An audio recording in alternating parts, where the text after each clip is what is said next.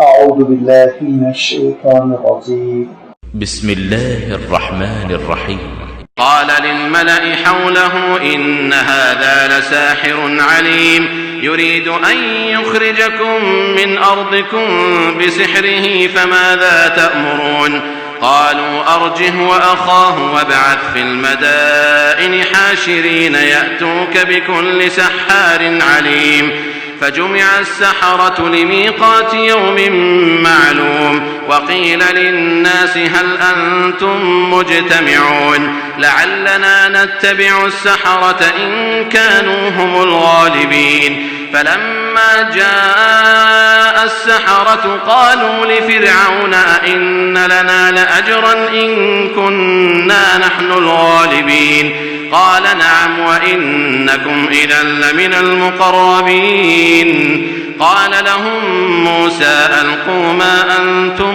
ملقون فألقوا حبالهم وعصيهم وقالوا بعزة فرعون إنا لنحن الغالبون فألقى موسى عصاه فإذا هي تلقف ما يأفكون فألقي السحرة ساجدين قالوا آمنا برب العالمين رب موسى وهارون قال آمنتم له قبل أن آذن لكم إنه لكبيركم الذي علمكم السحر فلسوف تعلمون لأقطعن أيديكم وأرجلكم من خلاف ولأصلبنكم أجمعين قالوا لا ضير إنا إلى ربنا منقلبون إنا نطمع أن يغفر لنا ربنا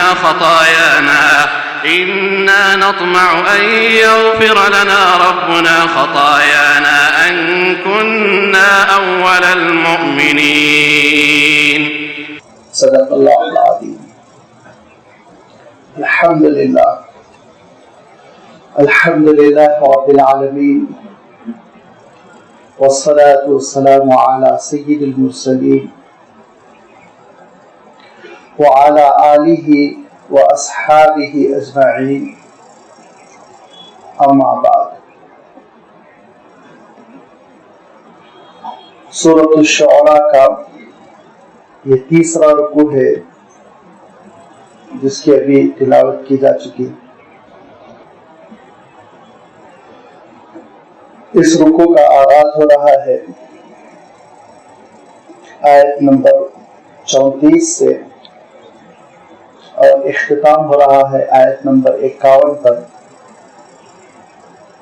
یہ وہ جملہ 18 آیتیں ہیں جس میں حضرت موسیٰ علیہ السلام کی زندگی کے ایک دوسرے مرحلے کا اللہ تعالیٰ تذکرہ فرما رہا ہے. جیسے کہ گزشتہ رکوع میں اللہ تعالیٰ نے حضرت موسیٰ علیہ السلام کا تذکرہ فرمایا کہ مصر میں ان حالات میں حضرت موسیٰ علیہ السلام کی پیدائش ہوئی جو بہت ہی ناسازگار تھے اور حضرت موسیٰ علیہ السلام کی جان کو خطرہ تھا، لیکن اللہ تعالیٰ نے حفاظت فرمائی اور حضرت موسیٰ علیہ السلام ان حالات میں بھی جو ناخوشگوار تھے پروان چڑھتے چلے گئے، نوجوان ہو گئے.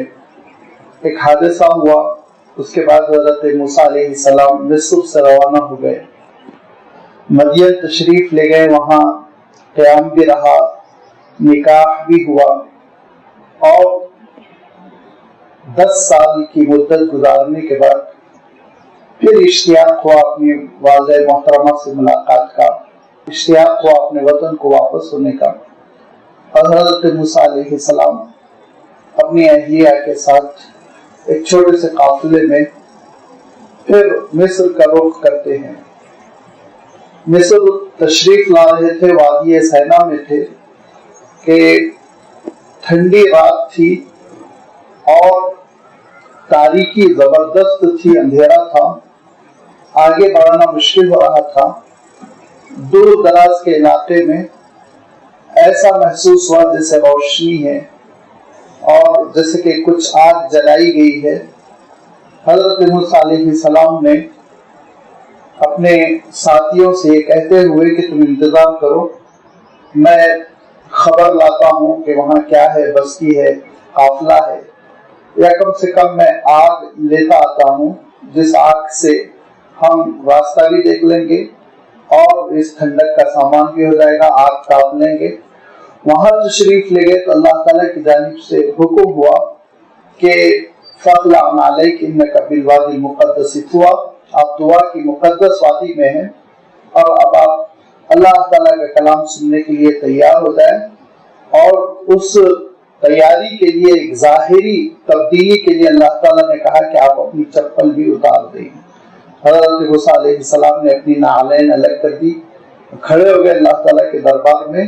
اللہ تعالیٰ نے حضرت موسیٰ علیہ السلام سے ارشاد فرمایا کہ میں نے آپ کو نبوت کے لیے منتخب کیا ہے کہ آپ فرعون کے دربار میں جائیں گے اور اس کو سمجھائیں گے۔ حضرت موسیٰ علیہ السلام نے کہا کہ پروردگار، میرا مسئلہ یہ ہے کہ اخاف ان یقتلون، اس بات کا امکان ہے وہ مجھے قتل کر دیں گے، کیونکہ جب میں مصر چھوڑا تھا تو ایک حادثہ ہوا تھا اور وہ حادثہ غیر اختیاری طور پر ہوا تھا، اگرچہ کہ غیر اختیاری طور پر ہوا، لیکن فرعون اور فرعون کے دربار کے لوگ میری جان کے دشمن ہیں، تو میں کہاں اسلام پیش کر سکوں گا، آپ کا دین پیش کر سکوں گا، وہ تو مجھے پکڑیں گے، دماغ کر دیں گے۔ اللہ تعالیٰ نے کہا ایسا نہیں ہوگا موسیٰ، ہم آپ کی حفاظت کریں گے، انا معکم مستمعون، ہم آپ کے ساتھ ہیں، ہماری مدد ساتھ ہے، ہماری نصرت ساتھ ہے۔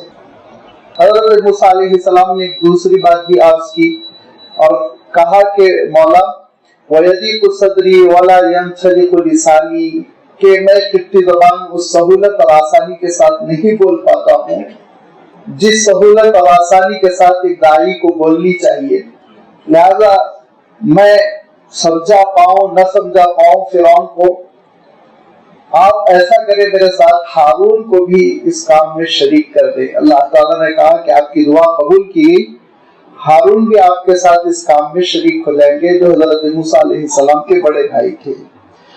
اب حضرت موسیٰ علیہ السلام مصر پہنچے اور اپنی والدہ سے ملاقات ہو گئی، اس کے بعد حضرت ہارون علیہ السلام سے پورا تذکرہ کر دیا۔ اب ہر دو یہ تیار ہوئے فرعون کے دربار میں دعوت پیش کرنے کے لیے، لہذا بڑی تگ و دو کے بعد، بڑی جد و جہد کے بعد فرعون کے دربار میں یہ دونوں حضرات پہنچتے ہیں اور پھر فرعون کو للکارتے ہیں اس بات پر کہ کیوں بنی اسرائیل کو تم نے غلام بنا رکھا ہے، کیوں بنی اسرائیل کا استحصال کر رہے ہو، کیوں تم بنی اسرائیل کو غلام بنا کر انسانی حقوق سے ان کو محروم کر چکے ہو۔ اور دوسری بات جو میرے تذکرے میں تو دوسری ہے، لیکن سارے نبیوں کے پاس جو اولین رہی ہے، سب سے اہم جہاں سے نبیوں نے گفتگو شروع کی ہوئی ہے کہ حضرت موسیٰ علیہ السلام نے ارشاد فرمایا کہ رب العالمین کی بات سنو اور اسی کا میں نمائندہ ہوں،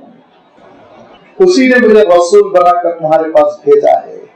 فرعون نے کہا کہ وما رب العالمین، یہ نئی بات میں کہاں سے سن رہا ہوں کہ پوری کائنات کا ایک رب ہے، وہ تو اپنے آپ کو سمجھتا تھا رب کا نمائندہ ہے، سورج کا اوتار ہے، اس کو یہ بات ہضم نہیں ہوئی۔ حضرت موسیٰ علیہ السلام نے اللہ تعالیٰ کا تعارف کرایا، اس کی ربوبیت کی دہائی دی اور بتایا زمین و آسمان پروردگار کیسے لے کر چل رہا ہے، اور وہ نسل انسانی کو اس نے کیسے پیدا کیا، کیسے غذا دے رہا ہے، اور کیسے پروردگار کے دربار میں انسان کو پہنچنا ہے، اور مشرق و مغرب سب کچھ اس پروردگار کے قابو میں کس طرح ہے۔ ساری چیزیں حضرت موسیٰ علیہ السلام و تسلیم نے فرعون کے سامنے پیش فرما دی، تو اس نے کہا لئن اتخذت الہا غیری لأجعلنک من المسجونین، میرے سوا کسی اور کی پرستش کی دعوت دی گئی، میرے سوا کسی اور کو الہ مانا گیا، خدا اور معبود مانا گیا، تو میں جیل میں ڈال دوں گا۔ اور اس وقت جیل میں ڈال دینا وہ موت سے بھی بڑی سزا ہوتی تھی، مار دینے میں تو ایک ہی بار میں انسان کی جان چلی جاتی ہے، لیکن اس زمانے میں کیا آج کے بھی فرعون یہی حرکت کرتے ہیں کہ زندہ رکھ کر تڑپاتے ہیں پھر، اور ہر دن ایک نئی موت سے دوچار کرتے ہیں، اور انسان مرے نہیں مرتا۔ لہذا فرعون نے کہا کہ میں تم کو جیل میں سڑا دوں گا، یاد رکھو اگر مجھ سے ہٹ کے کسی اور خدا کی عبادت کی دعوت دی گئی۔ تو حضرت موسیٰ علیہ السلام نے کہا کہ میں تمہارے سامنے ایک ایسی دلیل پیش کر دوں گا اپنی حقانیت کی، صداقت کی، سچائی کی، کہ تم کو ماننا پڑے گا، ہر حال میں تسلیم کرنا پڑے گا۔ فرعون نے کہا وہ کیا دلیل ہے؟ حضرت موسیٰ علیہ السلام نے اپنی چھڑی پھینکی، چھڑی کا پھینکنا تھا فَأَلْقَىٰ عَصَاهُ فَإِذَا هِيَ ثُعْبَانٌ مُبِينٌ، وہ اژدہے میں تبدیل ہو گئی۔ اور میں عرض کر چکا ہوں اللہ تعالیٰ نے قرآن مجید میں اس کے لیے 3 الفاظ علیحدہ مقامات پر ارشاد فرمائے۔ ایک جگہ حیۃ تسعیٰ فرمایا، اور دوسری جگہ کأنها جان ارشاد فرمایا۔ حیۃ تسعیٰ اس سانپ کو کہتے ہیں جو بہت خطرناک ہوتا ہے، جان اس سانپ کو کہتے ہیں جو سائز میں چھوٹا لیکن بہت ایکٹیو اور متحرک تیز رفتار ہوتا ہے۔ اور یہاں جو لفظ اللہ تعالیٰ ارشاد فرما رہا ہے ثعبان، وہ بہت ہی لمبے چوڑے موٹے تازے سانپ کو کہتے ہیں، جس کو ہم اپنی زبان میں اژدہا کہتے ہیں۔ حضرت موسیٰ علیہ السلام کو اللہ تعالیٰ نے جو معجزہ عنایت فرمایا، وہ معجزہ ایسا تھا کہ چھڑی جب حضرت موسیٰ علیہ السلام پھینکتے تو وہ ایسے اژدہے میں تبدیل ہو جاتی جو دیکھنے میں بہت باروق خطرناک قسم کا ہوتا، اور سست رفتار نہیں ہوتا بلکہ بہت ہی ایکٹیو ہوتا تھا، بہت تیزی سے ادھر ادھر گھومتا تھا، جس کی وجہ سے اچھوں کی جان نکل جاتی۔ اور ابھی جادوگروں سے جو معاملہ ہوا اس کا تذکرہ آ ہی رہا ہے۔ حضرت موسیٰ علیہ السلام نے پہلا یہ معجزہ اللہ کے حکم سے پیش کیا، اور دوسرا وَنَزَعَ يَدَهُ فَإِذَا هِيَ بَيْضَاءُ لِلنَّاظِرِينَ، حضرت موسیٰ علیہ السلام نے اپنے سیدھے ہاتھ کو پہلو سے نکالا اور اٹھایا تو برف کی مانند سفید لیکن چاند کی مانند اس سے چمک پھوٹ رہی تھی، ایک نور جس سے پوری مجلس نورانی ہوئی جا رہی تھی۔ دیکھ کے فرعون حیران رہ گیا، وہ ہیرے شناسا تھا، ہیروں کو جانتا تھا، پتھروں کی چمک کو جانتا تھا کہ اس درجے کی ہوتی ہے، اور حضرت موسیٰ علیہ الصلوۃ والتسلیم کے ہاتھ کی چمک کو دیکھ کر وہ مبہوت رہ گیا، حیران رہ گیا۔ اور اس کے بعد سے یہاں تک تو بات گزر چکی ہے گزشتہ رکوع میں۔ اب اس کے بعد اس نے کیا کیا؟ قال للملأ حوله ان هذا لساحر علیم، اپنی دکانداری اس کو بچانی تھی، اپنے دربار کو بچانا تھا، اپنی حکومت بچانی تھی۔ اس نے فوراً کہا قال للملأ حوله، ان درباریوں سے جو اس کے اطراف و اکناف تھے، ان هذا لساحر علیم، بے شک یہ بہت بڑے جادوگر ہیں، علیم بڑے جاننے والے جادوگر ہیں، فن سے بہت واقف ہیں۔ یہ ایک ایسا لفظ تھا جس کے ذریعے سے وہ یہ چاہتا تھا کہ حضرت موسیٰ علیہ السلام کی جو سچائی اور صداقت ہے اس کی جانب سے لوگوں کی توجہ ہٹ جائے، کیونکہ ہمیشہ یاد رکھیے سچائی کے جو مخالف ہوتے ہیں، حق کے جو مخالف ہوتے ہیں، وہ پوری اس بات کی کوشش کرتے ہیں کہ سامنے والا حق پر غور نہ کرے، کسی تیسری بات پر الجھ کر رہ جائے۔ آج بھی آپ کا میڈیا کیا کرے گا؟ آپ کا میڈیا شور کرے گا اور اسلام دہشت گردی سکھاتا ہے، آپ کا میڈیا شور کرے گا اسلام خواتین کے حقوق نہیں دیتا ہے، تاکہ لوگ ان چیزوں میں الجھ کر رہ جائے اور اسلام کی جو حقانیت ہے اور اسلام کی جو پوری عمارت ہے، پورا دین کا جو نظام ہے، اس پہ ہرگز غور نہ کر سکے۔ ورنہ تو پھر اس بات کا امکان ہے کہ دھیرے دھیرے تیزی کے ساتھ لوگ سچائی کو قبول کرتے چلے جائیں گے۔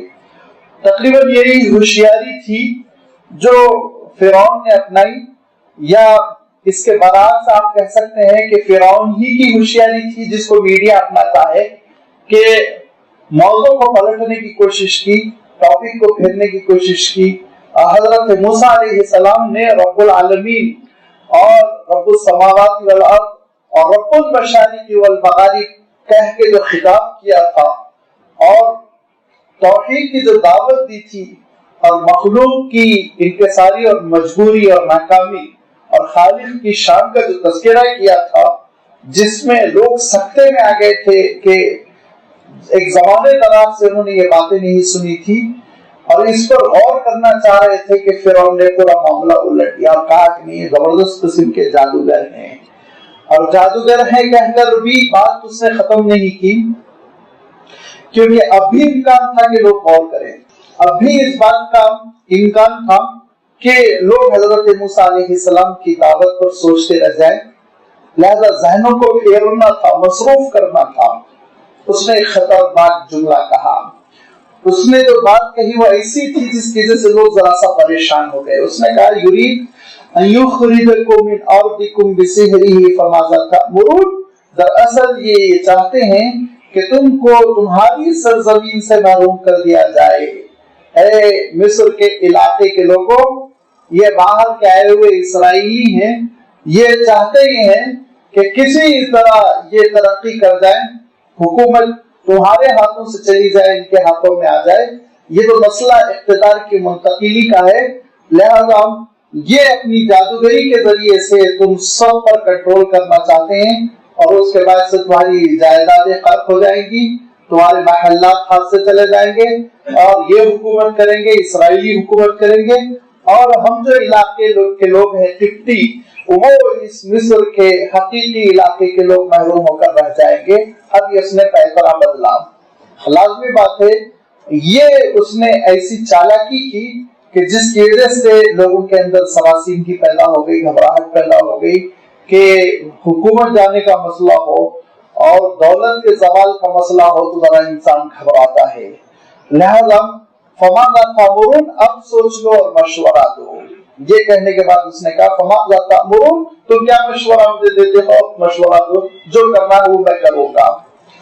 اب لازمی بات ہے کہ سچائی کو قبول کرنے کے بعد قربانی دینی پڑتی ہے، اور قربانی دینے کی وجہ سے اللہ تعالیٰ کے پاس جنت کی نعمتیں ملتی ہیں۔ لہذا بغیر قربانی کے جنت کا تصور یہ دراصل یہ خام خیالی ہے کہ حضرت جبرائیل سے اللہ تعالیٰ نے کہا کہ ایک مرتبہ جنت کی سیر کر کے آؤ۔ حضرت جبرائیل نے کہا اور مولا اتنی پیاری جنت ہے، اتنی پیاری جنت ہے، لوگ تو اس پر پتنگوں کی طرح گریں گے، اس جنت سے محروم رہنے کے لیے کون سوچ سکتا ہے، سبھی جنت میں داخل ہوں گے۔ تو اللہ تعالیٰ نے فرمایا جبرائیل ایسا نہیں ہے، اس جنت کو میں نے بہت سی ناگواریوں سے گھیر دیا ہوں، بہت سی قربانیوں سے گھیر دیا ہوں، ان قربانیوں سے گزرے گے تو جنت ملے گی۔ اور ایک نظر جہنم بھی دیکھ لو۔ جہنم دیکھنے کے بعد حضرت جبرائیل امین نے کہا مولا کون جہنم جائے گا، انتہائی خطرناک جگہ۔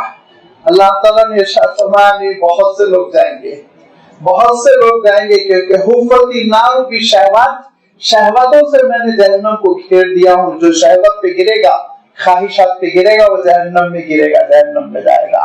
یہ اللہ تعالیٰ نے ارشاد فرمایا۔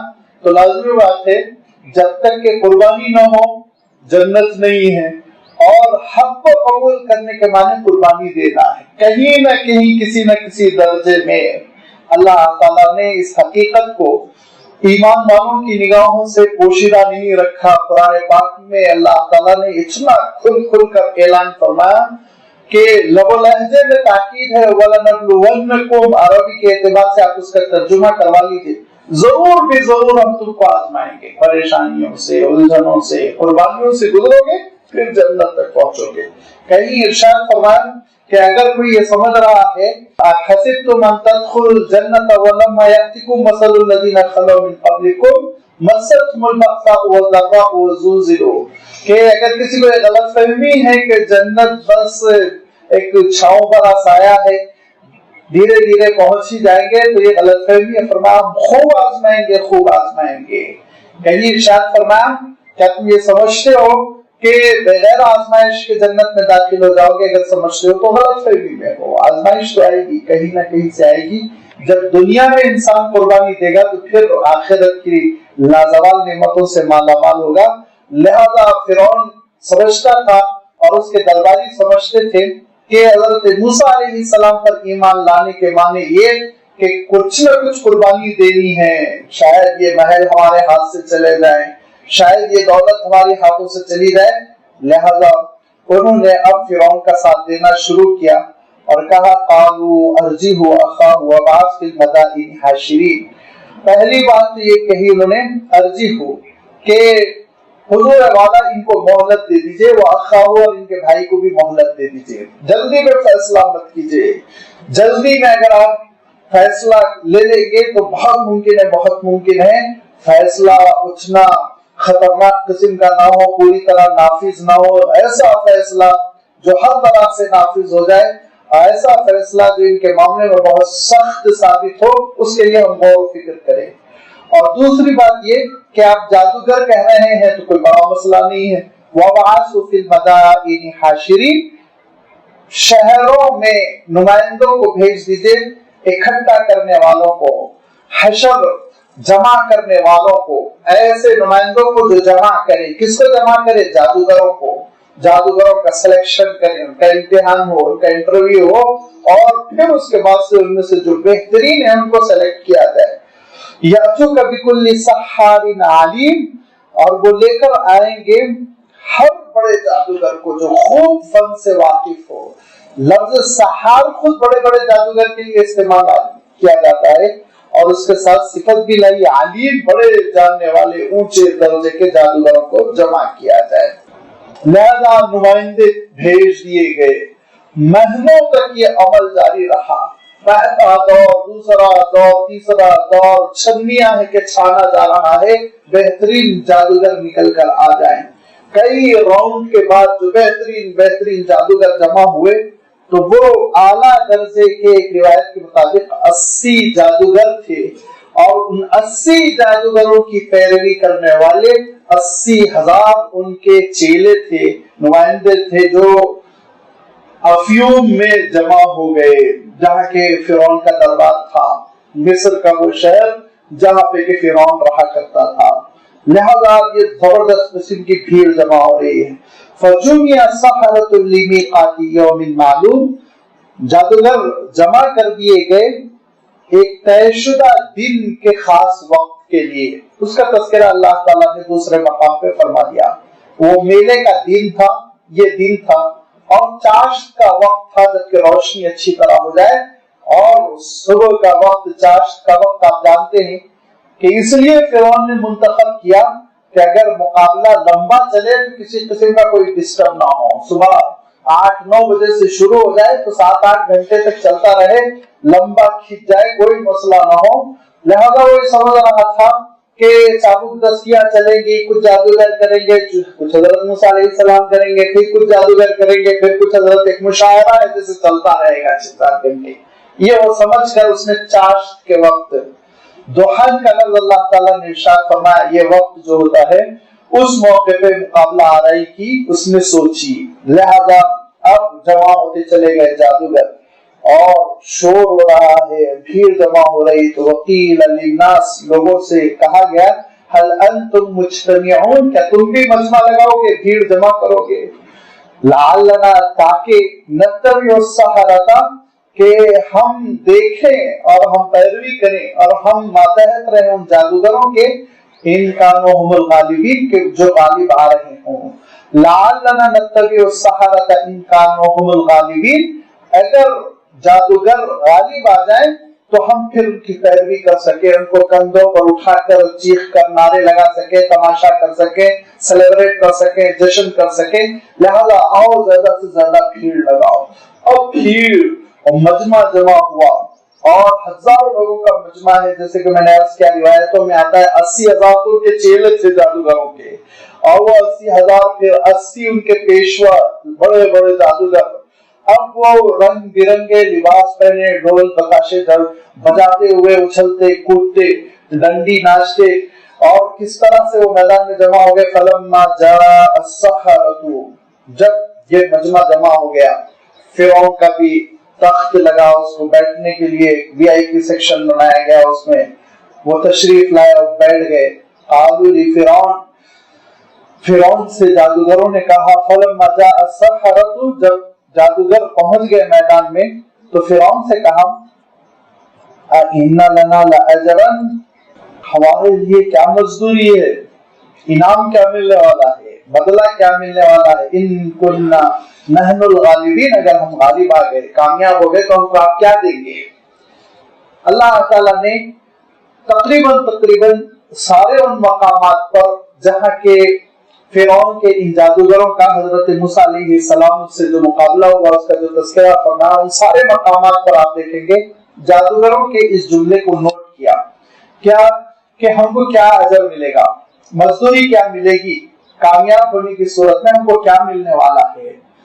یہ اس لیے ذکر کیا کہ آپ جادوگروں کی مینٹلٹی کو سمجھ سکیں۔ ابھی آپ یہ ذہن میں رکھیں کہ وہ کیسے بھیک مانگ رہے ہیں، ابھی آپ یہ ذہن میں رکھیں کہ کس طرح سے وہ فرعون کے آگے ہاتھ پھیلا رہے ہیں۔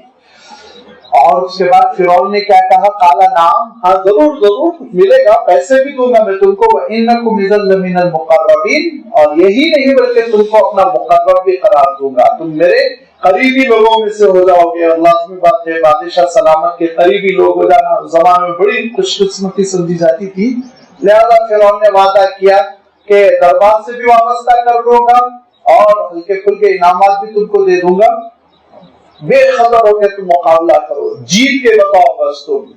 اب مارے خوشی کے لوگوں نے کیا کیا دیکھیے، مارے خوشی کے بےعزتی فرعون کی جائے کے نعرے لگائے، اور اس کے بعد ہوا یہ کہ قال لهم موسیٰ القوا ما انتم ملقون۔ اللہ تعالیٰ قرآن پاک کے دوسرے مقامات پہ ارشاد فرماتا ہے کہ انہوں نے دبی آواز میں حضرت موسیٰ علیہ السلام سے کہا کہ اے موسیٰ پہلے ہم کر لیں مظاہرہ یا آپ کریں گے، کیونکہ ان کے دل میں یہ خواہش تھی پہلے وہ مظاہرہ کر لیں تاکہ پہلے ان کا فن سامنے آ جائے۔ ایسا نہ ہو حضرت موسیٰ علیہ السلام نعوذ باللہ وہ جیسے سوچ رہے تھے، ان کی جو اس وقت مینٹلٹی تھی وہ یہ کہ وہ یہ ڈر رہے تھے کہ حضرت موسیٰ علیہ السلام کوئی لمبا کرتب دکھا دیں 5-6 گھنٹے کا تو پھر ہم کو موقع ہی نہ ملے، پبلک چھٹ جائے، لہذا کمزور آدمی یہ چاہتا ہے پہلے اس کی باری آ جائے، اور جو کانفیڈنٹ ہوتا ہے، جس کو پورا یقین ہوتا ہے، اس کو یہ رہتا ہے کہ آخر میں دو، اول دو، بیچ میں دو، کبھی بھی دو، میرے پاس تو جو ہنر ہے جو فن ہے اس کا میں مظاہرہ کروں گا۔ لہذا ان میں اعتماد نہیں تھا، غیر یقینی کی کیفیت تھی، اسی لیے انہوں نے دبے لب و لہجے میں حضرت موسیٰ علیہ السلام سے کہا کہ اے موسیٰ کیا آپ ہم کو اجازت دیں گے کہ ہم پہلے ڈال لیں؟ حضرت موسیٰ علیہ السلام نے فرمایا کہ پہلے ڈال لو، کوئی حرج نہیں، مجھے کیا لینا دینا ہے۔ قال لهم موسیٰ القوا ما انتم ملقون، جو تم کو ڈالنا ہے، جو تم کو کرنا ہے کر لو، حضرت موسیٰ علیہ السلام۔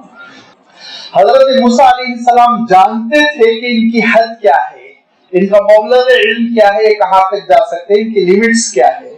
حضرت موسیٰ علیہ السلام جانتے تھے کہ حضرت موسیٰ علیہ السلام اللہ تعالیٰ کی تائید کے ساتھ ہے، اللہ تعالیٰ کی نصرت کے ساتھ ہے۔ حضرت موسیٰ علیہ السلام سمجھ رہے تھے کہ مجھے کامیابی ناکامی سے کوئی لینا دینا نہیں، میں اللہ کا نمائندہ بن کر کھڑا ہوا ہوں، لہذا حضرت موسیٰ علیہ السلام نے کہا جو ڈالنا ہے ڈال لو، جو کرنا ہے کرو۔ فَأَلْقُوا حِبَالَهُمْ وَعِصِيَّهُمْ، تو انہوں نے ڈالنا شروع کیا اپنی اپنی ڈوریوں رسیوں کو، وَعِصِيَّهُ اپنی اپنی لاٹھیوں کو، وَقَالُوا یہ کہتے ہوئے بِعِزَّةِ فِرْعَوْنَ، فرعون کی جائے، فرعون کی جائے، اِنَّا لَنَحْنُ الْغَالِبُونَ، ہم ہی کامیاب ہو کر رہیں گے، ہم ہی کامیاب ہو کر رہیں گے۔ قسم کھا کھا کے، جے کہہ کے، نعرے لگا کے انہوں نے اپنی اپنی رسیوں کو پھینکنا شروع کیا، اور اس کے بعد سے اللہ تعالیٰ ارشاد فرماتا ہے فَسَحَرُوا أَعْيُنَ النَّاسَ وَاسْتَرْهَبُوهُمْ، اور ان لوگوں نے بڑی ہوشیاری کی تھی، اور ہوشیاری یہ کی تھی کہ اپنی ڈوریوں اور رسیوں کو ایسا پینٹ مار رکھا تھا، اور وہ ایسی ریشم کی ڈوریاں اور رسیاں تھی، اور اس کو ایسا گھما کے انہوں نے پھینکا جیسے کہ سانپ بن گئی ہوں، اور سانپ کی طرح وہ لہرا رہی تھی فضا میں، اور سانپ کی طرح وہ زمین پر گر کر وہ حرکت میں آ رہی تھی، ہل رہی تھی، اور وَاسْتَرْهَبُوهُمْ لوگوں کو اتنا ڈرا دیا تھا، گھبرا دیا تھا، جس کی وجہ سے سَحَرُوا أَعْيُنَ النَّاسِ لوگوں کی آنکھوں پہ انہوں نے کنٹرول کر لیا تھا۔ یہ چیزیں تھی۔ دیکھیے جادوگری، سحر کا جو لفظ آتا ہے عربی میں سحر، اس کے معنی ہوتے ہیں لفظی معنی پوشیدگی، کوئی ہڈن چیز ہو، چھپی ہوئی چیز ہو تو سحر۔ اسی لیے رات کے ایک حصے کو ہم سحر کہتے ہیں جس وقت سورج بالکل پوشیدہ ہو جاتا ہے اور آخری درجے کی تاریکی ہو جاتی ہے، ہر چیز مخفی ہو جاتی ہے، اس وقت کو ہم وقت سحر کہتے ہیں، اور وہ وقت سحر دھیرے دھیرے ختم ہو کر کے جیسے جیسے سورج نکلتا ہے تو اس کو ہم صبح کہتے ہیں، اور اس کے بعد آپ لازمی بات ہے آپ جانتے ہیں کہ تاریکی کا دورہ ختم ہو جاتا ہے. عربی میں سحر کہتے ہیں چھپی ہوئی چیز کو، پوشیدہ چیز کو، اور اسی سے جادوگری کے لیے بھی سحر کا لفظ استعمال کیا جانے لگا. اور جادوگری کیا ہے؟ جادوگری کچھ نہیں ہے، چابک دستی کے ساتھ، ہوشیاری کے ساتھ خفیہ انداز میں اسباب کو استعمال کرنا. جادو کچھ نہیں ہے، اسباب کو استعمال کرنا بہت ہی خفیہ انداز میں. اب اس میں جتنا آدمی ماہر ہوتا ہے اتنا کامیاب ہوتا ہے. ماہر نہیں ہے، بچوں کے درمیان میڈیکل شو دکھا رہا ہے تو آپ پکڑ لیں گے کیا اسباب استعمال کر رہا ہے. آپ دیکھ لیں گے تھوڑا سا تحقیق کرنے کے بعد کہ کس ڈبے میں کیسے کبوتر رکھا، دوسرے ڈبے میں کیسے منتقل کیا، اچانک اس کو نکالا، لوگ سمجھے کہ ڈبے میں کچھ نہیں تھا، کبوتر نکل آیا. لیکن وہ سب اس کی ہوشیاری ہوتی ہے، غور کرنے سے سمجھ میں آ جاتی ہے. اور اسی میں پھر مہارت حاصل کرتے ہیں، اور مہارت حاصل کرنے کے بعد ان خفیہ اسباب کو استعمال کرتے ہوئے بہت ساری چیزیں کرتے ہیں. اور ان چیزوں کی وجہ سے وہ شعبہ بازی کرتے ہیں. شعبہ بازی آپ جانتے ہیں، بڑے بڑے میڈیکل شو ہوتے ہیں، لاکھوں روپے کماتے ہیں اس سے وہ لوگ. اس میں دراصل کچھ نہیں رہتا، وہ اسباب کو غائب درجے کی پوشیدگی کے ساتھ استعمال کرتے رہتے ہیں. اور اس کے لیے اللہ تعالیٰ نے ایک لفظ ارشاد فرمایا، اور وہ لفظ کیا ہے؟ استرہبوہ، لوگوں کو انہوں نے گھبراہٹ میں ڈال دیا تھا. فرعون کے جادوگروں نے آج بھی یہی کرتے ہیں، پہلے آپ کو اتنا ڈرا دیں گے، اتنا ڈرا دیں گے کہ دور ہٹ جاؤ، اگر کسی کو نقصان پہنچ گیا تو میں اس کا ذمہ دار نہیں، کسی کی گردن کٹ گئی تو میں اس کا ذمہ دار نہیں، کسی کی آنکھیں بینائی سے چلی جائے تو میں اس کا ذمہ دار نہیں، اور تھوڑا اندھیرا کر دیں گے، ماحول ڈرناک خطرناک بنا دیں گے، اور دو چار جو ہے اطراف و اکناف میں وہ اس طرح کی چیزیں رکھیں گے جس سے دیکھ کے انسان کو ڈر ہو جائے، مرے ہوئے انسان کی کھوپڑیاں وغیرہ اور ہڈیاں وغیرہ، جس کی وجہ سے سائیکولوجیکلی انسان کے اندر گھبراہٹ پیدا ہو جاتی ہے. جب گھبراہٹ ہو جاتی ہے تو انسان یاد رکھے اسباب پہ غور نہیں کرتا، اسباب پہ غور نہیں کرتا. گھبراہٹ جب پیدا ہو جاتی ہے تو پھر انسان جو ہے وہ اگر پتے پر بھی اس کا پیر پڑ جائے تو وہ اس کو کوئی موذی جانور سمجھتا ہے، اچھلتا ہے، ڈرتا، بھاگتا، گھبراتا ہے. یہ روزمرہ کا ہمارا آپ کا تجربہ ہے. اس گھبراہٹ کے بعد پھر وہ شعبہ بازی کر جاتے ہیں اور اپنا ہنر دکھلا جاتے ہیں اور وہ پیسے کماتے ہیں. یہی جادوگروں کا معیار تھا حضرت موسیٰ علیہ السلام کے سامنے جو آئے. اور اس میں اور ترقی کرتے ہیں بعض جادوگر، تو وہ خفیہ اسباب کو استعمال کرتے ہیں شیاطین کی مدد سے. اس درجے میں بھی بعض جادوگر جاتے ہیں، لیکن یہ بہت خال ہوتا ہے، ریئر، کبھی کبھی کہیں ہو سکتا، یہ ہر ایک کے پاس میں نہیں. اور اس کے لیے بڑی ان کو گندگی کرنی پڑتی ہے تاکہ شیاطین ان سے خوش ہو جائے. شیطان ان سے پہلے اپنی پرستش کرواتا ہے، شیطان پہلے ان سے اپنی خواہشات پوری کرواتا ہے، پوجا پاٹ کرواتا ہے، گندگی کرواتا ہے، اس کے بعد پھر وہ خفیہ انداز میں ان کا کام کرتا ہے. یہ تیسرے درجے کی جادوگری ہے، اور یہ تیسرے درجے کی بھی جادوگری پائی جاتی ہے، اس کا انکار نہیں ہے، لیکن بہت ریئر ہے. اور کہیں بسا اوقات ایسا ہو سکتا ہے. آپ جانتے ہیں حضور اکرم صلی اللہ علیہ وسلم پر خود اس قسم کی جادوگری کرنے کی کوشش کی گئی تھی. اور یہ کیوں ہوا؟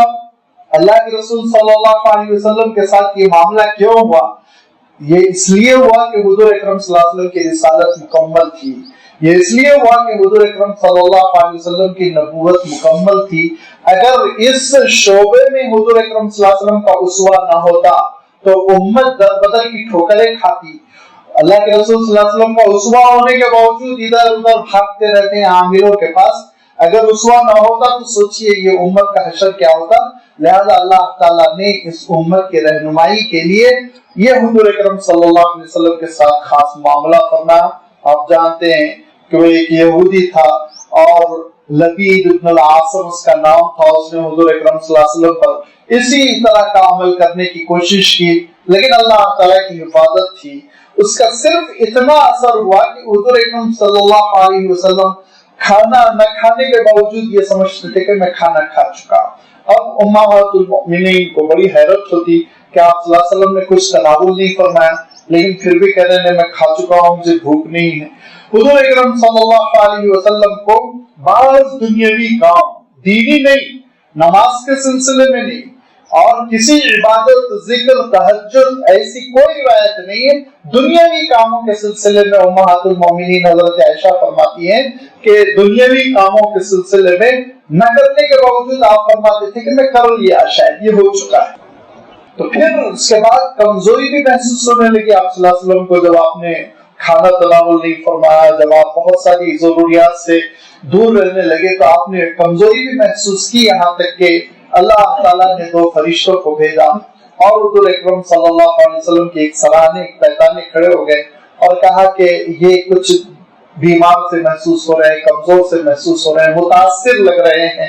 تو دوسرے فرشتے نے کہا ہاں ان پر جادو کی کوشش کی گئی. پہلے فرشتے نے کہا تو یہ علاج کیوں نہیں کرتے؟ کہا علاج کیا ہے؟ کہا یہی معوذتین جو اللہ تعالیٰ نے نازل فرما دی, لہذا معوذتین یہ پڑھ لیں, علاج ہو جائے گا. پھر یہ جادوگری کہاں ہوئی؟ فلاں قبیلے میں, زوران کی جو کنواں ہے, پرانی بولی ہے, اس میں جادوگری کی گئی تھی. حضور اکرم صلی اللہ علیہ وسلم کی ایک پرانی کنگھی لے کر اس کے 12 دندانوں پر اس نے کچھ ایسی گرہیں لگائی تھی جس کی وجہ سے کچھ شیطانی عمل تھا جو اثر انداز ہونا چاہ رہا تھا, لیکن اللہ تعالیٰ کی حفاظت تھی. حضور اکرم صلی اللہ علیہ وسلم نے حضرت علی, حضرت عمار اور ایک بھی کوئی صحابی ہے, 3 صحابہ کو بھیجا. وہ گئے, کنویں سے نکالا وہ کنگا, حضور کی خدمت میں لائے اور معوذتین کی ایک ایک آیت پڑھتے ہوئے حضور اکرم صلی اللہ علیہ وسلم نے 12 گرہیں کھلوا دی. اس کے بعد سے حضور اکرم صلی اللہ علیہ وسلم نے اپنے آپ کو پھر ایکٹیو محسوس کیا اور پھر کوئی کسی قسم کا کوئی خلل نہیں ہوا. یہ اللہ کے رسول صلی اللہ علیہ وسلم کے ساتھ واقعہ ہوا جادوگری کا, اور امت اس بات کی قائل ہے کہ اس خفیہ قسم کے عمل کا انسان کی صحت پر اثر ہو سکتا ہے, لیکن بہت ریئر. ہم آپ سب جانتے ہیں, پوری دنیا جانتی ہے کینسر ایک مرض ہے, لیکن ہر تھوڑا کینسر ہونا ہے, ہر پھنسی کینسر ہوتی ہے. گرمی کے دانے نکل آئے, کینسر, ڈاکٹر کے پاس جا رہے ہیں اور پھر وہ کینسر کی ڈوز لے رہے ہیں, یہ ہو سکتا ہے. ایسے ہی یاد رکھیے ہر چھوٹی موٹی پریشانی کو جادو نہیں سمجھنا چاہیے, اور جادو سمجھ کے بلا وجہ عاملوں کے جیب کو نہیں بھرنا چاہیے.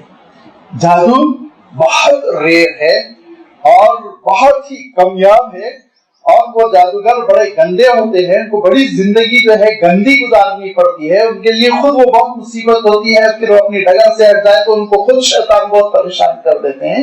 لہذا وہ چیزیں بہت ریئر ہیں, اور اگر ہو جائے تو پھر حضور اکرم صلی اللہ علیہ وسلم نے جو سوا چھوڑا, اللہ کے رسول صلی اللہ علیہ وسلم نے آیت الکرسی کی تلاوت, اللہ کے رسول صلی اللہ علیہ وسلم نے معوذتین کی تلاوت, اس کا حکم دیا. انشاءاللہ یہ علاج ہو جائے گا, یہی صحیح ڈوز ہے, یہی صحیح علاج ہے, اور ان چیزوں کا اہتمام کرنے سے انسان انشاءاللہ محفوظ ہو جائے گا. اب بلا وجہ بہت غیر ضروری چیزوں میں انسان کو نہیں پھنسنا چاہیے. ہاں, بڑوں سے مشورہ لے لے, بزرگوں سے مشورہ لے لے, تاکہ جو چیزیں پڑھنی چاہیے, جس مقدار میں پڑھنی چاہیے, وہ چیزیں اس کو بتا دی جائے. عام طور پر جو رجحان چل پڑا ہے اور اس کی وجہ سے باضابطہ بہت سارے لوگوں کی بڑی زبردست دکانداری چل رہی ہے, اور اس میں سے بہت سینئرز کو میں پکڑا, بہت انٹرویو لیا اور نچوڑا ان کو, تو اخیر میں انہوں نے اعتراف کیا. جتنے عمل کرنے والے مشہور لوگ ہیں ہندوستان کے ہائی لیول کے, ان کے پیچھے اتنا میں پڑا رہا, اتنا انٹرویو لیتا رہا, آخر میں انہوں نے اعتراف کیا 99 کیسز فرضی ہوتے ہیں. یہ ان کے الفاظ ہیں, میں اللہ کے گھر میں جھوٹ نہیں بولوں گا, کوئی مبالغہ نہیں کروں گا. انہوں نے اعتراف کیا کہ 99% کیسز سائیکولوجیکل ہوتے ہیں, شاید ایک آدھ کہا کہ واقعتاً جادو وادو ہوتا ہے. اب میں نے کہا جب سائیکولوجیکل ہوتے ہیں تو پھر یہ سب کیوں کرتے ہیں؟ تو انہوں نے کہا علاج تو ہو رہا ہے, نفسیاتی طور پر ہم کچھ کر رہے ہیں, پیشنٹ خوش ہو رہا ہے تو ختم, ٹھیک ہے چلیے اچھا ہے گا, صحت مند ہونا ہے یہی تو مطلوب ہے, لہٰذا وہ صحت مند ہو رہا ہے اسی لیے ہم بھی کر دیتے ہیں, ہم بھی انڈے توڑ دیتے ہیں, مرغے کاٹ دیتے ہیں, لیمبو کاٹ دیتے ہیں تاکہ وہ سیٹسفائی ہو جائے, لہٰذا اس کا علاج بھی ہو جاتا ہے. وہم جو ہے وہ ظاہر ہو جاتا ہے. ورنہ ان لوگوں نے اعتراف کیا کہ اکثر فرضی کیسز ہوتے ہیں جو بھی آتے ہیں. تو میں یہ بتانا چاہ رہا ہوں بلا وجہ پریشان نہیں ہونا چاہیے. جادو کے سلسلے میں اتنا لوگ پریشان ہوتے ہیں، نزلہ ہو گیا، جادو زکام ہو گیا، جادو بدہضمی ہو گئی، جادو تو یعنی جیسے کہ کام ہی نہیں ہے، بس جادوگروں کو ہر کس و ناقص پہ جادو کرتے بیٹھے ہوئے ہیں.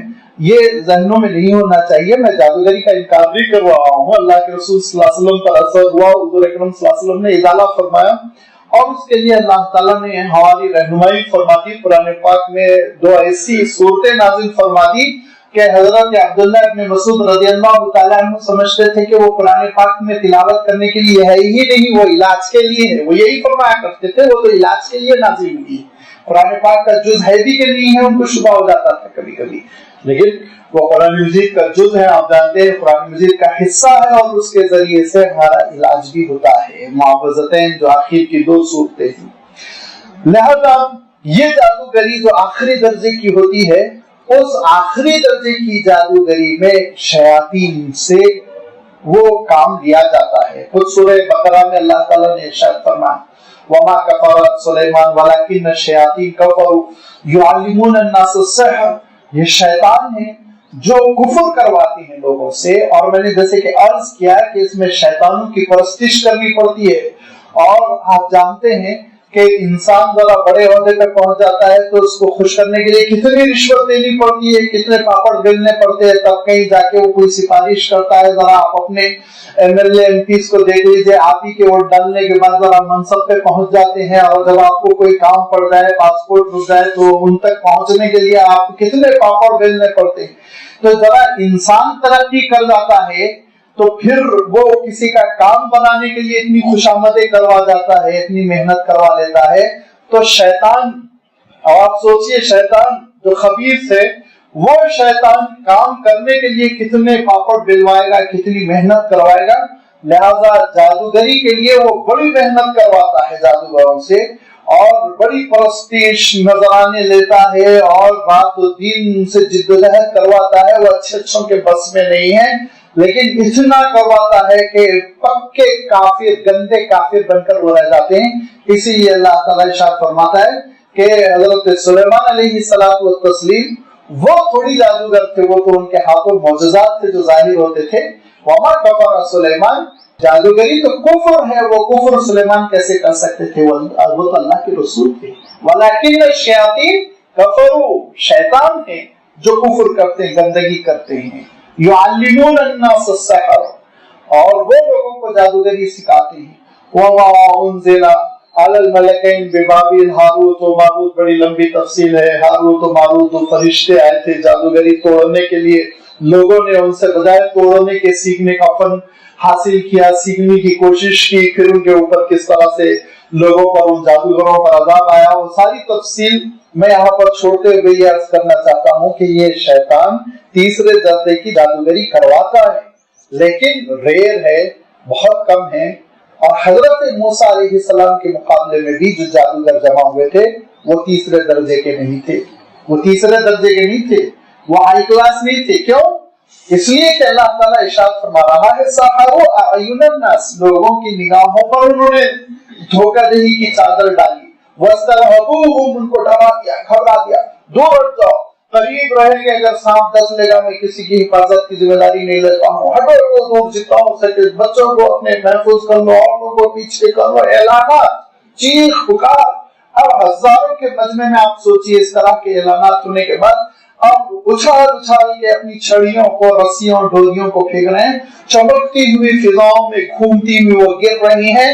تو یخیل الیہم، کیا فرمایا اللہ تعالیٰ نے؟ لوگوں کو خیال ہوا، گمان ہوا. یخیل الیہم انہا تسعی، کہ یہ زندہ ہے اور یہ لکڑیاں چل رہی ہیں یا یہ ڈوریاں چل رہی ہیں، فضا میں اڑ رہی ہیں، اچھل رہی ہیں. لوگوں کو خیال ہوا، حقیقت میں کچھ نہیں تھا. لہذا بڑا میدان ہے، دور دور لوگ ٹھہرے ہوئے اطراف، اور بیچ میں کچھ چیزیں اچھالی جا رہی ہیں، شور، چیخ رہے، پکار رہے ہیں ہر ایک پر، خود بھی ڈرامہ کر رہے ہیں، پلٹ پلٹ کے بھاگ رہے ہیں. اور یہ سب کچھ فرعون کو معلوم تھا، اسی لیے وہ سکون کے ساتھ بیٹھ کر دیکھ رہا تھا تماشا. یہاں تک کہ حضرت موسیٰ علیہ السلام کو بھی گھبراہٹ محسوس ہوئی کہ ایسا نہ ہو یہ ڈرامہ ان کا کامیاب ہو جائے اور میں جو دعوت حق دینے والا ہوں، سچائی کی طرف بلانے والا ہوں، وہ دعوت مغلوب ہو جائے، لوگ قبول نہ کرے، لوگ نہ سنیں۔ یہ اندیشہ حضرت موسیٰ علیہ السلام کے دل میں آیا تو اللہ تعالیٰ نے کہا کہ موسیٰ لا تخف، اے موسیٰ کو گھبرانے کی ضرورت نہیں، جو ہونا ہے ہوگا۔ جب ان سب نے اپنے اپنے کرتب دکھا ڈالے تو اللہ تعالیٰ نے حضرت موسیٰ علیہ السلام سے کہا اور آپ اپنی چھڑی ڈالیے۔ فَأَلْقَى مُوسَىٰ عَصَاهُ، حضرت موسیٰ علیہ السلام نے چھڑی پھینکی، اور چھڑی پھینکنا تھا، اپنے ڈنڈے کو پھینکنا تھا کہ فَإِذَا هِيَ تَلْقَفُ مَا يَأْفِكُونَ، جو انہوں نے جال سازی کی تھی، دھوکے کا سامان کیا تھا، اس کو حضرت موسیٰ علیہ السلام کی چھڑی ہڑپنے لگی، وہ اژدہے کی شکل میں تبدیل ہو گئی۔ اور روایتوں میں آتا ہے، تاریخ کی روایتیں ہیں، حضور اکرم صلی اللہ علیہ وسلم کی روایت نہیں ہے، کہ تقریباً 80 گز کا وہ سانپ تھا جو حضرت موسیٰ علیہ السلام کی چھڑی بن گیا تھا۔ وہ چھڑی جو سانپ میں تبدیل ہو گئی 80 گز اور اتنا لمبا چوڑا، اور ایک ایک رسی کو ہڑپ کرتا جا رہا ہے، وہ کھاتا جا رہا ہے، نگلتا جا رہا ہے، آگے بڑھتا جا رہا ہے، آگے بڑھتا جا رہا ہے، یہاں تک کہ دھیرے دھیرے دھیرے دھیرے فرعون کے قریب جب ہونے لگا تو روایتوں میں آتا ہے فرعون صاحب اپنی کرسی سے اٹھے اور بھاگے، اور بھاگتے بھاگتے حضرت موسیٰ علیہ السلام کے پیچھے آ گئے۔ حضرت موسیٰ علیہ السلام کے پیچھے آ گیا اور آہستہ سے کہا موسیٰ ہاتھ لگا لو، اٹھا لو اس کو، اٹھا لو موسیٰ، اٹھا لو اس کو، اٹھا لو۔ حضرت موسیٰ علیہ السلام نے آگے بڑھ کر اس کو اٹھایا، دیکھا پھر وہ چھڑی ہے۔ اللہ تعالیٰ ارشاد فرماتا ہے کہ اب جادوگر سارا تماشا دیکھ رہے تھے، جادوگر جادوگری سے واقف تھے، ان کو معلوم تھا کہ ہم نے جو چھڑیاں پھینکی، وہ جانتے تھے کہ ہم نے جو ڈوریاں پھینکی وہ تماشا دکھا رہی تھی، شعبدہ بازی تھی، وہ چابک دستی تھی، وہ ایک فن تھا جس کا ہم مظاہرہ کر رہے تھے۔ لیکن موسیٰ علیہ السلام کی چھڑی جو اژدہے میں تبدیل ہوئی وہ تماشا نہیں تھا، وہ دیکھ رہے تھے اس کے اندر زندگی تھی، وہ دیکھ رہے تھے کہ وہ ہڑپ کر رہی تھی ہر چیز کو، وہ نگل رہی تھی ساری ان چیزوں کو، وہ سمجھ رہے تھے کہ یہ جادوگری نہیں ہو سکتی، وہ سمجھ رہے تھے یہ جادوگری نہیں ہو سکتی۔ وہ اہل فن تھے، فن کس حد تک جا سکتا ہے ان کو معلوم تھا، لہذا انہوں نے سمجھ لیا یہ ماورائے فن ہے، یہ فن سے بلند ہے، یہ کوئی اور چیز ہے، اور آپس میں انہوں نے سرگوشی شروع کر دی، کانا پھوسی شروع کر دی اور کہا کہ یہ کیا چیز ہے۔ بڑوں نے کہا کہ نہیں، یہ سنجیدگی سے نوٹ لینے کی چیز ہے، یہ تماشا ڈرامہ جادوگری نہیں ہے، یہ واقعتاً یہ کوئی خدائی چیز ہے جو ایسی ہو رہی ہے، ہمارے لیے ممکن نہیں ہے، لہذا سرنڈر ہو جاؤ، مان لو حضرت موسیٰ علیہ السلام کی بات۔ فَأُلْقِيَ السَّحَرَةُ سَاجِدِينَ، اللہ تعالیٰ کے لیے سارے جادوگروں نے سجدہ کیا، سجدہ ریز ہو گئے اور کہا قَالُوا آمَنَّا بِرَبِّ الْعَالَمِينَ، وہ رب العالمین جس کی عبادت کی وہ دعوت دیتے ہیں، ہم اس کی عبادت کرتے ہیں، ہم اس کے دربار میں سجدہ کرتے ہیں۔ رب موسیٰ و ہارون، اتنی وضاحت کے ساتھ انہوں نے اعلان کیا کہ جس دعوت کو ہم قبول کر رہے ہیں اس دعوت کے سلسلے میں کسی کو کوئی ادنا شک نہ رہ جائے، وہ رب جو حضرت موسیٰ علیہ السلام کا ہے، وہ رب جو حضرت ہارون علیہ السلام کا ہے، اس رب جس کی جانب حضرت موسیٰ و ہارون دعوت دیتے ہیں، اسی رب العالمین کے ہم اس وقت مطیع فرما بردار بندے ہو رہے ہیں۔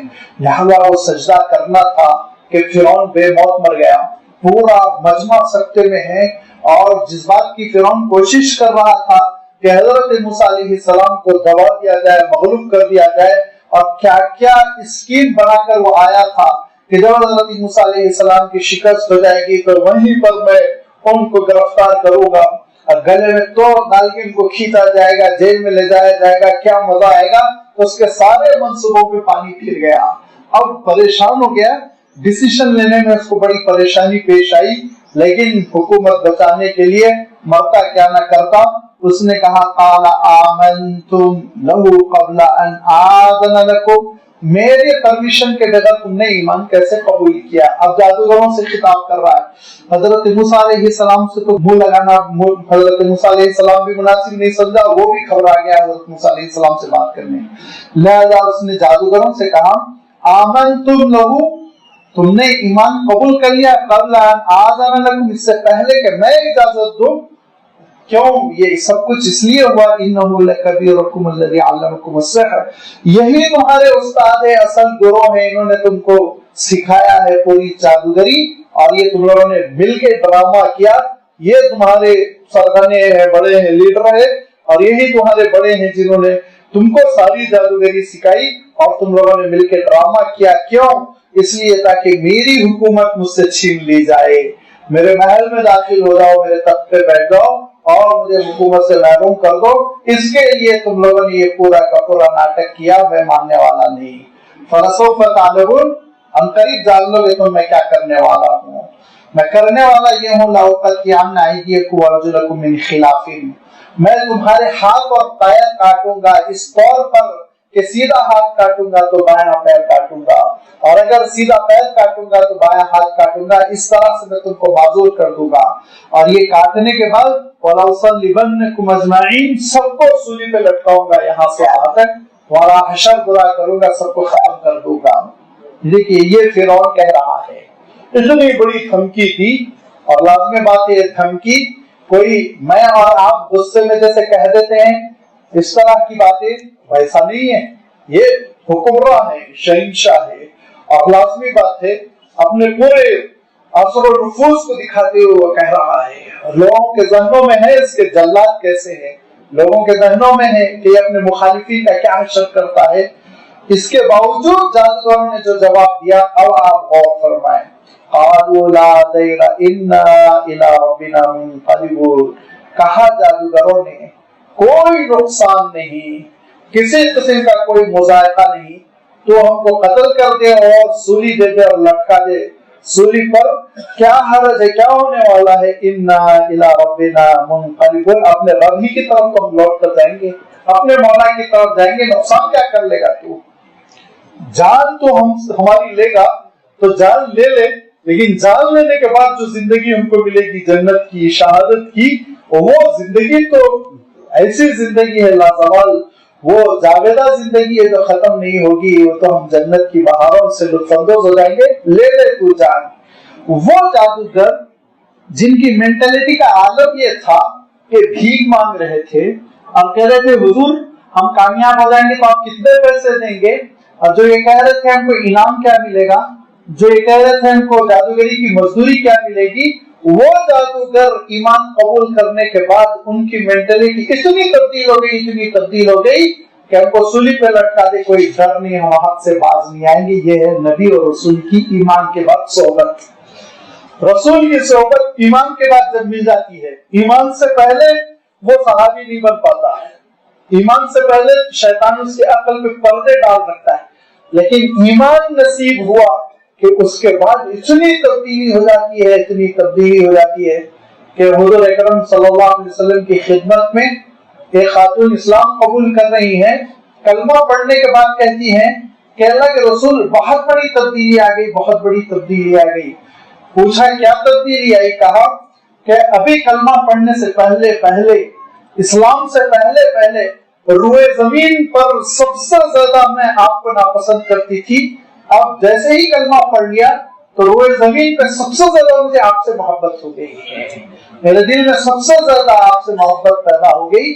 یہ تبدیلی ہوتی ہے ایمان کے ساتھ رسول کو دیکھنے کے بعد، جو صحابیت کا جو مقام ملتا ہے اس کی وجہ یہی ہے کہ ان جادوگروں نے جنہوں نے 2 ٹکوں کے عوض اپنے فن کا مظاہرہ کرنا چاہا تھا، وہی جادوگر اب جب ایک سجدے سے کیا فارغ ہوئے، حضرت موسیٰ علیہ السلام پر کیا ایمان لائے، اتنے اعلیٰ معیار کے ہو گئے، چند گھنٹوں کے اندر، ابھی ایک دن بھی نہیں گزرا، 2-3 گھنٹے کے اندر اس نے ڈیسیشن لیا اور کہا کہ ان کو سولی پہ لٹکاؤ، تو کہا لٹکا دے سولی پہ، کوئی ڈر نہیں، اگر جان اللہ کے راہ میں چلی جاتی ہے تو یہ نقصان کا سودا نہیں ہے، یہ فائدے ہی کا سودا ہے۔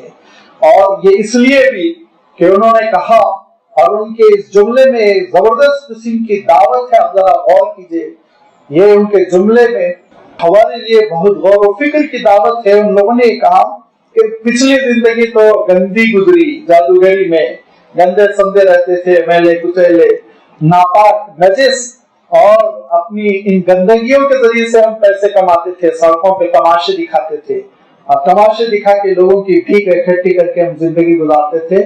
اس گرے ہوئے معیار کی ہماری زندگی تھی. لیکن آج ہم کو سمجھ میں آیا کہ رب العالمین کیا ہے. آج ہم کو سمجھ میں آ گیا رسول کیسے ہوتے ہیں. آج ہم کو سمجھ میں آ گیا ہے کہ ایمان والے کی زندگی کیسی ہوتی ہے. لہذا ہم چاہتے ہیں کہ ہماری پچھلی زندگی کا کوئی ازالہ ہو جائے, کفارہ بن جائے ہماری زندگی. اور یہ کفارہ بننے کے لیے سب سے اچھی شکل یہ شہادت ہے, انا نطمع یغفر لنا ربنا خطایانا. اور ہم چاہتے ہیں, ہماری دلی خواہش ہے کہ پروردگار ہماری غلطیوں کو معاف فرما دے, پچھلی زندگی کو معاف کر دے, جو غلطیاں ہوئی ہم سے ان سب کو معاف کر دے. اور اللہ تعالیٰ معاف کرے, اس کے لیے بہترین شکل یہ کہ ہم اپنی جان بھی اسی کے دربار میں دے دیں. اور ان کنا اول المؤمنین, اور ایمان لانے میں ہم پہل کر رہے ہیں, آگے بڑھ رہے ہیں صرف اور صرف اس لیے تاکہ پروردگار کی ہم رضا حاصل کر سکیں, خوشنودی حاصل کر سکیں. اور دوسرے مقام پہ اللہ تعالیٰ نے ارشاد فرمایا کہ ان لوگوں نے یہ بھی کہا وما اکرہتنا علینا بالکفر بالسحر, جو جادوگری اور ناپاک کام پر تو نے ہم کو مجبور کیا اس کا کفارہ ہم دینا چاہتے ہیں حضرت موسیٰ علیہ السلام پر ایمان قبول کر کے. اب یہ دراصل فرعون کے لیے بڑا مسئلہ ہو گیا, بہت بڑا مسئلہ ہو گیا. یہ جس کو ہم پرانی اردو میں کہا کرتے تھے, اب تو نہ گیدڑ معلوم ہے نہ جنگل معلوم ہے, کہ جنگل میں گیدڑ کی موت پکارتی ہے تو وہ شہر کی طرف آ جاتا ہے. پرانی زبان تھی کہ وہ ذرا پگلا جاتا تھا تو آبادیوں میں آتا تھا, لوگ اس کو مار دیتے تھے. تو یہ پچھلے زمانے میں کہتے تھے.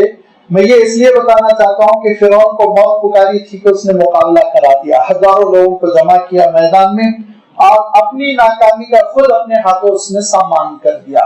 اب وہ ہوشیار درباریوں نے اس کے کان میں کہا یہ سب مت کریے, آپ ایک کو بھی سولی دیں گے پورا مجمع اسلام قبول کرے گا, ذرا ٹھنڈے پڑ جائیے, سوچ سمجھ کے قدم اٹھائیں گے.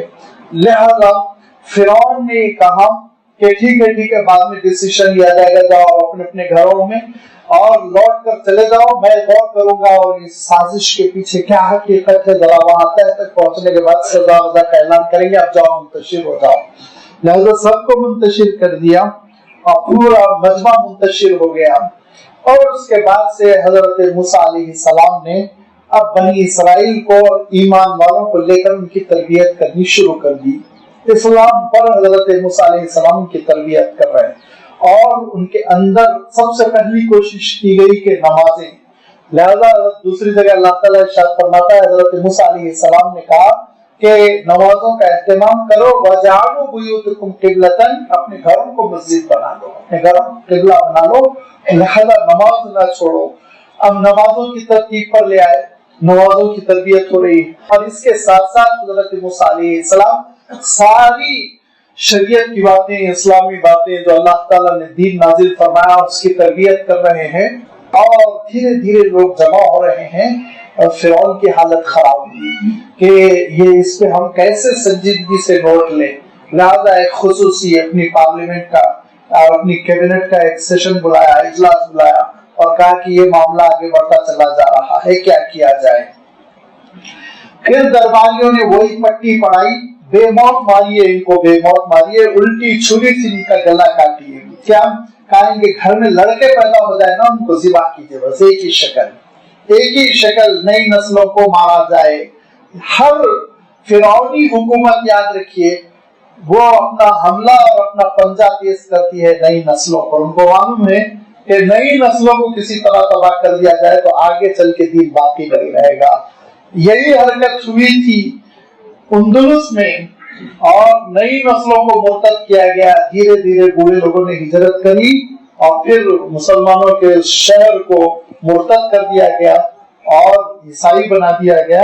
اور یہی آپ کے ملک میں بھی کوشش ہو رہی ہے, اور یہی آج عالم عرب میں بھی ہو رہا ہے کہ بچوں کو 16 سال 17 سال کے ہونے سے پہلے یا تو اچک لیا جائے یا پھر ختم کر دیا جائے.